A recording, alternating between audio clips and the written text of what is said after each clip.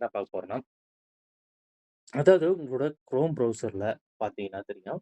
So நீங்க ஏதோ ஒரு வெப்சைட்லயோ, இல்ல ஏதோ ஒரு குரோம் ப்ரௌசர்ல நீங்க ஏதோ ஒண்ணு யூஸ் பண்ணிட்டு இருக்கும்போது, உங்களுக்கே தெரியாம ஆட்டோமேட்டிக்கா வந்து டவுன்லோட் ஆகும்.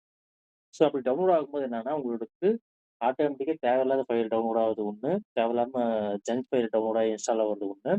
அது இல்லாம உங்களுக்கு இன்டர்நெட் டேட்டா வந்து உங்களுக்கு தேவையில்லாம வந்து வேஸ்டேஜ் ஆகும். ஸோ அத வந்து எப்படி வந்து கண்ட்ரோல் பண்ணலாம் அப்படின்னு தான் வந்து நம்ம பார்க்க போறோம். ஸோ ஆட்டோமேட்டிக் டவுன்லோட வந்து எப்படி வந்து ஸ்டாப் பண்ணலாம் அப்படின்னு தான். ஏன்னா டே பை டே வந்து கூகுள்லயும் சரி, நம்மளோட ஹேண்ட்செட்லயும் சரி நெறைய அப்டேட் வந்து டெய்லியும் வந்துட்டு இருக்கு. ஸோ இது போன்ற டேட்டா அப்டேட் டெய்லி அப்டேட்டுக்கு நம்மளோட சேனல வந்து சப்ஸ்கிரைப் பண்ணி வச்சுக்கங்க. முடிஞ்ச வரைக்கும் ஃப்ரெண்ட்ஸுக்கு வந்து ஷேர் பண்ணுங்க. உங்களுக்கு ஏதாவது சந்தேகம், இல்ல கருத்துக்கள் ஏதாவது இருந்தா கீழ கமெண்ட் பாக்ஸ்ல வந்து பதிவு பண்ணுங்க. உங்களோட குரோம் ப்ரௌசர் வந்து ஓப்பன் பண்ணீங்க. ஓப்பன் பண்ணிட்டு இங்க பார்த்தீங்கன்னா தெரியும். மேல ஒரு 3 லைன் இருக்கு பார்த்தீங்களா, அந்த 3 லைன் கிளிக் பண்ணுங்க. கிளிக் பண்ணதுக்கப்புறம் இங்க செட்டிங்ஸ் அப்படின்னு சொல்லிட்டு ஒரு ஆப்ஷன் இருக்கும். அந்த செட்டிங்ஸ்குள்ள போங்க. போனதுக்கப்புறம் கீழ ஸ்க்ரோல் பண்ணிட்டே வந்தீங்கன்னா, சைட் செட்டிங் அப்படின்னு ஒரு ஆப்ஷன் இருக்கும். சைட் செட்டிங்க்குள்ள போங்க. போயிட்டு அதுக்கப்புறம் கீழ ஸ்க்ரோல் பண்ணிட்டே வாங்க. லாஸ்ட்டா வாங்க. லாஸ்ட்டா வந்ததுக்கப்புறம் பார்த்தீங்கன்னா தெரியும். இந்த இடத்துல பார்த்தீங்கன்னா தெரியுதுங்களா? ஸோ ஆட்டோமேட்டிக் டவுன்லோட் அப்படின்னு சொல்லிட்டு ஒரு ஆப்ஷன் காட்டுது பார்த்தீங்களா? ஸோ இதுதான் வந்து நம்மளோட இது.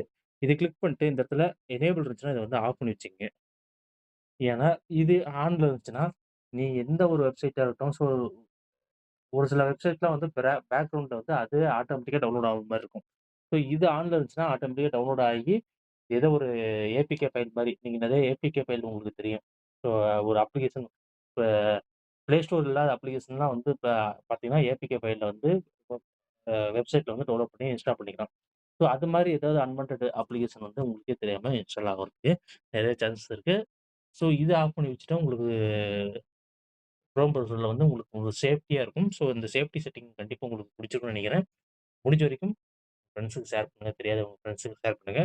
நன்றி, வணக்கம். மீண்டும் நல்ல பெஸ்ட்டான வீடியோல உங்கள சந்திக்கிறேன். Thank you so much.